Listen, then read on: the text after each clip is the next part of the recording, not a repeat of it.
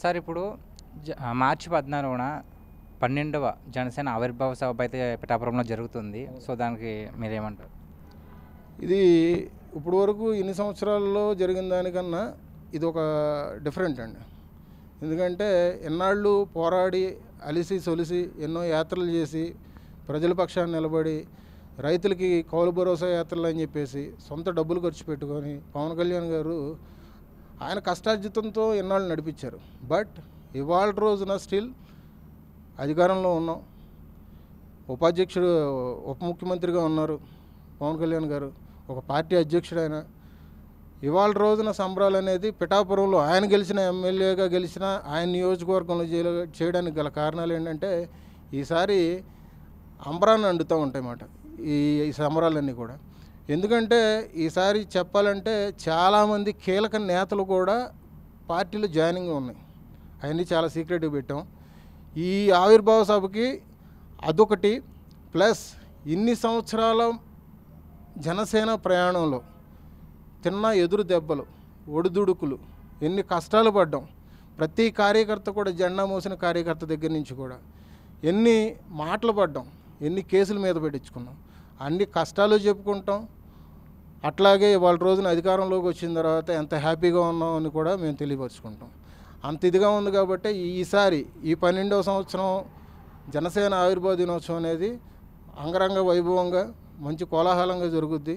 చాలా హ్యాపీగా ఉంటాం. అంటే సార్, ఇప్పుడు అంతకుముందు కూడా జనసేన ఆవిర్భావ సభలు అయితే జరిగాయి, కానీ ఇది చాలా స్పెషల్. ఎందుకంటే ఇప్పుడు అధికారం ఉంది, దాంతోనూ పిఠాపురంలో అతి భారీ మెజారిటీతో గెలిచిన పిఠాపురంలో నిర్వహిస్తున్నారు. సో, అతి భారీ ఎత్తులో నిర్వహిస్తున్నారు. సో, దానిపై మీ అభిప్రాయం? అదే నేను చెప్తున్నా కదా, ఇంతకుముందు ఆవిర్భావ సభలు కన్నా ఇది విభిన్నంగా ఉంటుందని చెప్పేసి నేను ఎందుకంటున్నానంటే, ఇప్పడం గ్రామం తీసుకోండి. ఇప్పడం గ్రామంలో గ్రామ ప్రజలు అభిమానంతో స్థలం ఇచ్చారని చెప్పేసి తెలిసి ఆ గ్రామం మీద ఎటువంటి ఈర్ష్య పెంచుకొని రోడ్లు వేయడానికి కూడా సిద్ధమైపోయాడు. ఆ ఊర్లో ఇంట్లు గోడలు కూడా రోడ్డు మీద ప్రొక్లైనర్లతో పడగొట్టించాడు. అంత నీచమైన పాలన ఏదన్నా ఉందంటే జగన్మోహన్ రెడ్డి చేశాడు. అంటే ఒక పార్టీ ఎదుగుదల నువ్వు ఒప్పుకోవట్లా, ఒక పార్టీ ప్రజల పక్షాన్ని నిలబడడం నువ్వు ఒప్పుకోలే ఆ సమయంలో. అదే ఒక పార్టీ మనిషి నేను ప్రశ్నిస్తుంటే భయపడిపోయి నువ్వు పారిపోయిన మనిషివి.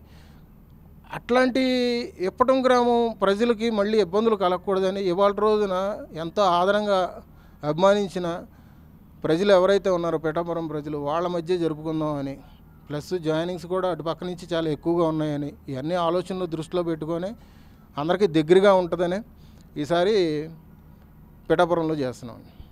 థ్యాంక్స్ అన్న. సార్, ఇప్పుడు 12 సంవత్సరాల నుంచి రాజకీయంగా పవన్ కళ్యాణ్ గారి యొక్క అనుభవం మీకు ఎలా అనిపించింది అసలు?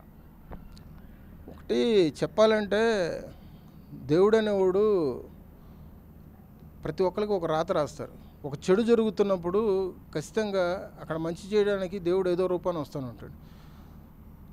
ఈ మకిలి పట్టిన రాష్ట్రంలో, ఈ అంధకారం అయిపోయి గ్రహణం పట్టిన రాష్ట్రంలో జగన్మోహన్ రెడ్డి అనే పాలన చూసి ఓ రకంగా పవన్ కళ్యాణ్ లాంటి వ్యక్తి ఇట్లాగా వచ్చాడేమో నిజాయితీ పడని చెప్పేసి మేము చెప్తాం. ఎందుకంటే ఈ మాట చెప్పడానికి చాలా మీలాంటి వాళ్ళకి కొంచెం ఏదో కొత్తగా ఇబ్బెట్టుగా ఉంటుందేమో, కానీ చెప్తున్నాం కదా, అతను నీచమైన పాలన, దౌర్జన్యాలు, దోపిడీలు, భూ కబ్జాలు, ఇసుక మాఫియా, ఒకటి కాదు మద్యం పాలసీలు తీసుకొచ్చి వాళ్ళ సొంత డబ్బులు ఖజానా తీసుకెళ్ళి వాళ్ళ జోబులో నింపుకోవడం, దాడులు, సుధాకర్ లాంటి వ్యక్తిని చంపేయడం, ప్లస్ అక్కని హెరాస్మెంట్ చేస్తున్నాడు వైసీపీ నాయకుడు అని తమ్ముడు ప్రశ్నించినందుకు అతని నోట్లో పేపర్లు పెట్టి కిరోసిన్ పోసి చంపేసిన కోకోళ్ళలో అతని ఇంటికి దారి లేకపోలేదని చెప్పేసి ఒక వాలంటీరు న్యాయం చేయండి మహాప్రభు అని పవన్ కళ్యాణ్ గారి దగ్గరికి వెళ్తే వాళ్ళ అన్నయ్యని చంపేయడం, ఇల్లు పడగొట్టేశారని పవన్ కళ్యాణ్ గారి దగ్గరికి వెళ్తే వాళ్ళ అన్నయ్యని చంపేయడం. ఒకటి కాదండి, రెండు కాదండి. అట్లాంటివన్నీ చూసుకొని వాళ్ళ రోజున పవన్ కళ్యాణ్ గారు లాంటి వ్యక్తి వాళ్ళ రోజున గట్టిగా నిలబడిపట్టే రాష్ట్రం ఈ పరిస్థితిలో ఉంది. ఈ పరిస్థితిలో ఉంది కాబట్టి అటువంటి నాయకుడు ఉండాలి. ఇవాళ రోజున ప్రజలు ఎన్ని రోజులు నమ్మలేదు, జగన్మోహన్ రెడ్డిని నమ్మారు.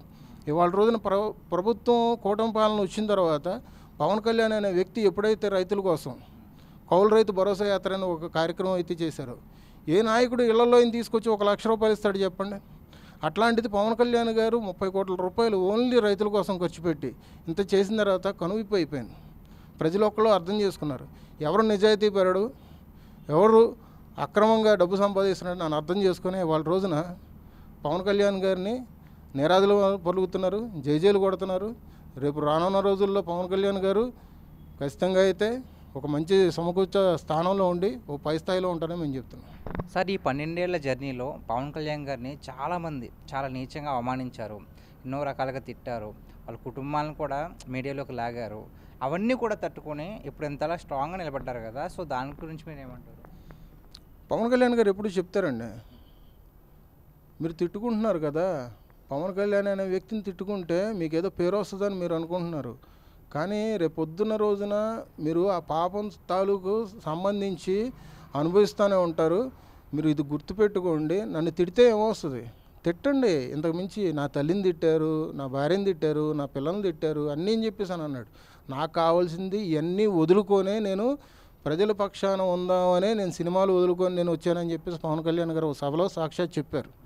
ఇవాళ రోజున మీరు చూస్తూనే ఉన్నారు, కాలం ఎవరికి ప్రత్యేకం కాదు, కాలం ఎవరిది కూడా వాళ్ళకి తగ్గట్టుగా రాసుకోలేరు. అందుకనే ఇవాళ రోజున ప్రతి ఒక్కరు కూడా విమర్శించిన నోర్లు ప్రతి ఒక్కరు, అంటే ఇప్పుడు బోరుగడ్డ అనిల్ చూసుకోండి, అట్లాగే పోసాన